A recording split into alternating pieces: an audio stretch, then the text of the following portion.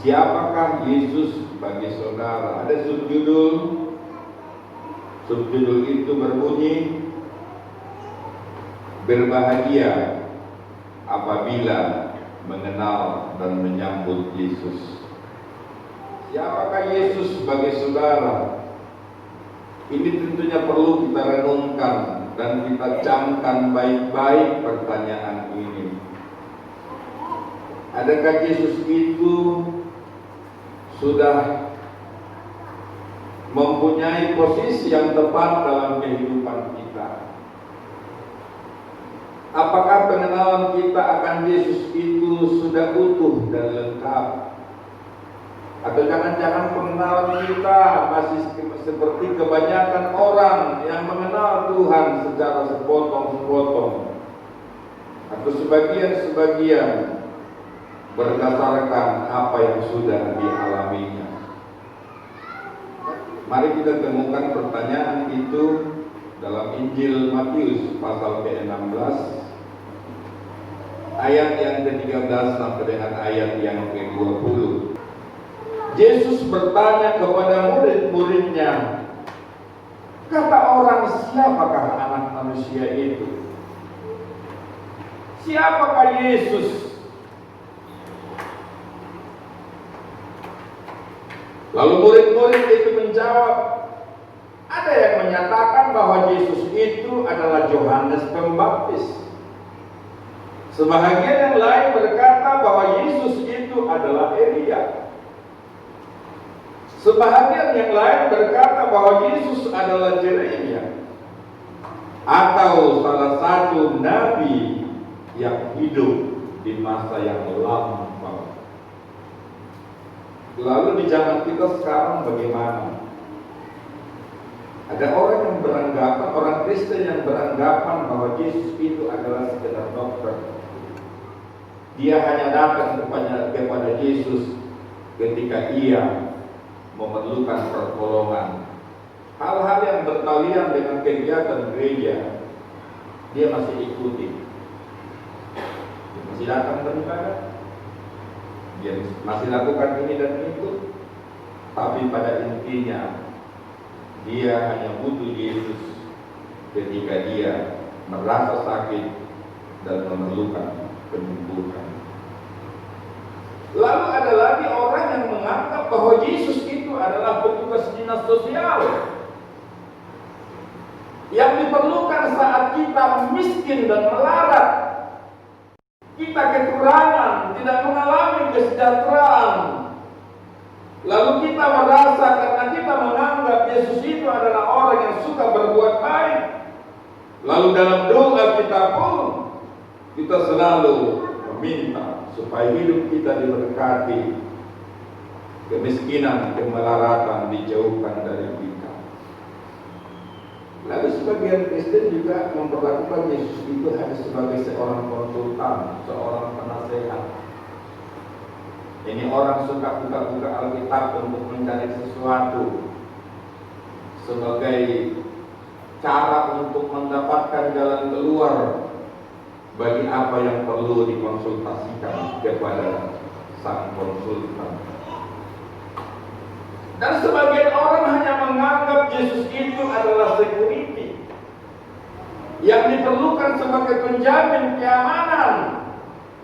Maka doa yang terpenting baginya adalah, Tuhan, jagai kami, sertai kami, lindungi kami, jauhkan kami dari mara bahaya. Atau sekedar penghibur yang diperlukan saat mereka dirundung kesusahan. Bagi sebagian orang, Yesus itu adalah aksesoris jiwa. Seorang akan kelihatan alim, seorang kelihatan akan lebih baik, akan lebih indah percakapannya kalau sekali-kali dia bicara tentang keagamaan. Ada juga orang yang sekedar Yesus itu dijadikan sebagai pengampun atas dosa-dosanya. Maka setiap kali dia bersalah, melakukan sesuatu yang salah, Dia memohon ampun kepada Tuhan. Tapi sesudah itu dia juga melakukan dosa-dosa yang sama. Atau jangan-jangan bahwa Yesus itu hanya dijadikan sebagai eksaltasi yang diperlukan sebagai sumber keriangan yang bersifat spiritual, dijadikan sebagai obat penenang supaya merasa tenang dan damai. Ada orang yang gemar berdoa untuk memohon damai sejahtera dalam kehidupannya, karena dia merasa damai sejahtera itu penting. Tapi sayangnya orang Kristen yang satu ini tidak suka melakukan damai kepada orang-orang di sebelahnya.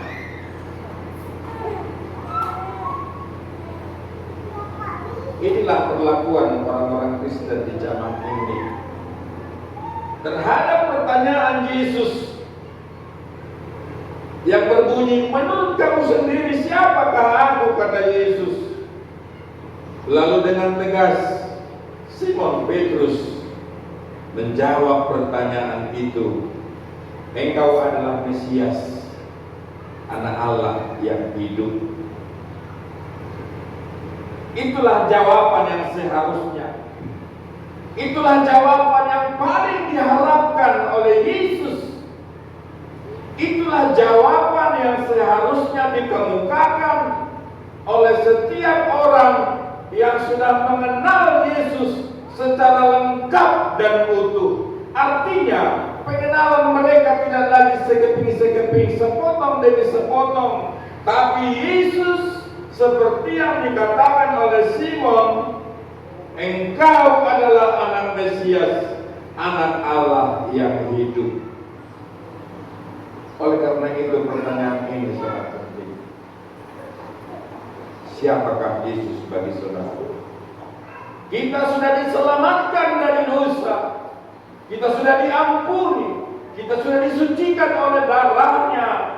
Tapi sekarang kita harus berupaya supaya dosa tidak lagi bersarang dalam kehidupan kita. Itu sebabnya dalam Roma pasal 12 ayat 1 dan ayat 2, hendaklah kamu berubah pikiranmu, tidak lagi seperti yang dulu pikiranmu, yang semata-mata hanya memikirkan kepentingan-kepentingan dagingmu, kenikmatan-kenikmatan tubuhmu.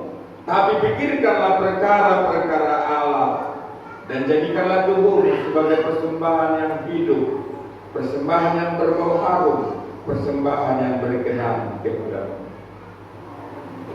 Maka jika Yesus adalah Mesias bagi saudara, jika Yesus adalah Mesias bagi Gereja Bethel Indonesia Sebamban ini, tempat kita beribadah, yang sudah menyelamatkan kita, maka seharusnya kita memiliki 4 hal. Apa itu? Pertama, kita harus menjadi saksi Kristus yang selalu taat kepada Yesus. Yang kedua, kita harus menjadi saksi Kristus yang aktif, ikut melayani, ambil bagian di dalam pelayanan di tempat ini. Kita harus menjadi saksi yang bertanggung jawab atas iman, atas kepercayaan, atas ikrar yang sudah kita ikrarkan kepada Mesias Yesus Kristus yang sudah menyelamatkan kita. Saksi Kristus yang setia sampai akhir hayat kita. Sekali lagi, berbahagia kita apabila kita percaya menyambut Yesus sebagai juru selamat, sebagai Mesias yang diutus Allah di dalam kehidupan kita. Amin. Tuhan memberkati.